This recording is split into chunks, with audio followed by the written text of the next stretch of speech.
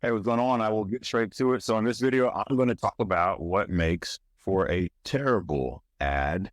In the previous video, I talk about what makes for a good home service ad. In this video, I'll talk about what makes one terrible. By the way, my name is Chris Gray. I co-own a marketing and consulting agency for home service contractors, and I make these videos for you, the woman in the trades. I've been doing this for a while, and I've been learning a few things, and I developed. I got a heart. I got a heart for you, man. I I noticed that, working with either couples, and it's usually the man will be out there in the field dealing with the texture, and he knows everything about the trade. You got, an idiot, but he doesn't have as much of an interest or an interest in business and marketing as he probably should. So it's then left to the woman to be over the business and be over the marketing. And here's the thing: if this business is going to grow, it's not going to be because of the trade. The trade's important. You got to be good at that. But if you want a trade business to grow, then what do you need to focus on? Business and marketing, which is up to you. So that business is going to grow. It's up to you. I make these videos for you. So when it comes to good ads and bad ads, one of the things that stood out to me, and I talked about this in the previous video, was Burger King. The reason why it stood out is because they were advertising burgers. It's pretty boring to advertise. How many burger commercials have we seen? I mean, think about it. Since we were kids, how many burger commercials have we seen? They're kind of all the same. And that kind of goes for like plumbing and HVAC and electricians and tree removal. Like none of these services are sexy. Construction's not a sexy thing to advertise. It's just not. And so what Burger King did with the burger back, I don't know, over 10 years ago, almost 20 now, they got really creative. One of their most successful campaigns is this one, and I remember it. They had a hidden camera inside the Burger King chain, inside the restaurants. And they had different angles, right? All these different cameras. Now, people would walk in and order a Whopper, and then the clerk or the person taking the order would tell them, and hey, we no longer sell the Whopper. We're done with Whoppers. We don't sell them anymore. And they recorded all these reactions, and they made a commercial about these reactions. It was one of their best commercials or best campaigns, period. Because who would have thought how passionate people would get about a Whopper? I mean, people were losing it, man. People were getting angry. People were shocked. There was all kinds of emotion happening over a burger. And that became Burger King's campaign. These people losing it over the potential loss of the Whopper. It was brilliant. Brilliant way to advertise a burger because it's showing how in demand that burger is. It's showing how passionate people are about that burger. It was brilliant. Contrast and compare that to your everyday burger commercial where they're showing the burger, the buns, the vegetables, the meat, cheese, whatever, and they're just showing this good looking burger and how you can get it for cheap and this and that, and get an extra drink or something. Like that's about the extent of most burger commercials. I even saw one from a chain, I think it was Carl's or whatever. For a while, they'd have this really, really attractive girl holding this burger, and she might even be in bikini. She might even be in a bikini. They went there, right? So attractive girl holding this burger and eating it. And I'm like, this makes no damn sense. I mean, the girl looks like she should eat like 12 of those burgers. There's no way she's eating burgers every day. It made no sense. It's like, hey, we're going to put somebody pretty next to a burger they're going to sell. It was like the most lazy form of marketing you've ever seen. But we see that with burgers because they're not easy to market, and Burger King got creative. This is my point to all this. In your industry, you have to get creative with your marketing because it's not sexy, and people are all saying the same thing. Plumbers are talking about how much you can get off with any repair, and same thing with HVAC, and get this with any installation and all that. And that stuff is not going to stand out. If you want your ad to stand out, well, it needs to do just that. It needs to stand out. It needs to be very different, and it needs to answer your customers' questions at a glance. And those questions are typically, are you local? Are you affordable? Are you reliable? Right? So your ad needs to stand out and then answer those subconscious questions are you local? Are you affordable? And are you reliable or trustworthy? Some of the worst ads I see, they don't answer those three things, but let's get to it. The first thing is you got to stand out, right? So on Google, pay-per-click, what you do to stand out there is obviously you need to answer those three questions, but you take up a bunch of space. And that's a whole nother video, but you could, your ad can take up tons of space on Google. And that really helps. You're taking up a bunch of real estate. So you want that at least helps you stand out. But some people don't put enough information in Google. So their ad takes up this much space as opposed to taking up that much space, which is significant real estate, especially on a phone. Okay.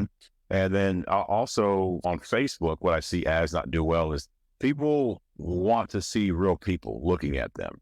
If they don't, or if you don't have real people looking at that person for your ad, let's say it's a static image, right? It's not a video, just a regular image of a person.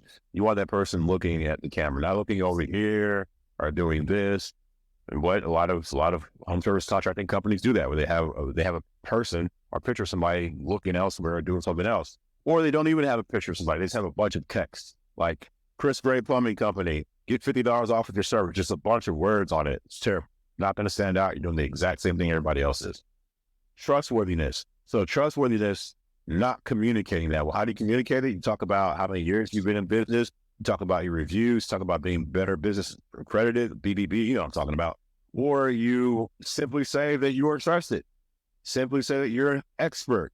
Something like that. Go find a way to address trustworthiness. What I see some ads do, especially on Google, they don't even say anything about how long they've been in business, how many reviews they have, being accredited. They don't even simply say they were reliable or simply say they were trusted.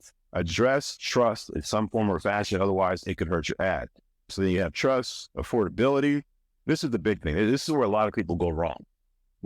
If you're talking about get 10% off or getting 20% off your service, or even getting a free service call or something like that, that's nowhere near as effective as talking about money. Hardcore cash. Use dollar signs. Dollar signs should be in your ad. Instead of saying the word free, have a zero and a dollar sign next to it. And then whatever that means. Like, you want to talk money, because when things go wrong, you know it's better than me. You're on the front end, dealing with the customers and stuff. What is one of their biggest concerns? It's always money. If something breaks down in my house, I'm like, oh crap, how much is that going to cost me? That's my very first thought. That's the very first thought. So when somebody goes to your ad, you need to address the very first thought, and you need to address it with actual money, not percentage or free this or whatever that. Talk about actual money. So now we talked about being trustworthy. We talked about being affordable, being local. That's the easiest one, right? If you are in Fort Worth, Texas, you would say AC repair service in Fort Worth, Texas. If you were in Dallas, Texas, AC repair company in Dallas, Texas, or just in Dallas. All you got to do is talk about what you do and the city you do it in. And that's it. And I was adding on Texas. I don't know why. I would just say like AC repair in Dallas, right? Or, plumbing repair in Circular City. That's the easiest thing to do. And yet a lot of companies don't do it. They don't. And so this makes for a terrible ad where you're not standing out because your ad is just hum-ha or home-ha. I don't even know how you say that. Ho-hum. Well, I got it. Your ad's ho-hum, right? And you're not addressing local, affordable, or trustworthy. One of the biggest things that makes ads really suck is they speak to the company and the service the company provides as opposed to the solution that the customer wants. Once again, they speak to the company or the service the company provides as opposed to the solution that the homeowner wants. Again, take me, for example, something went wrong in my house and I have water all over my floor and it's starting to cool.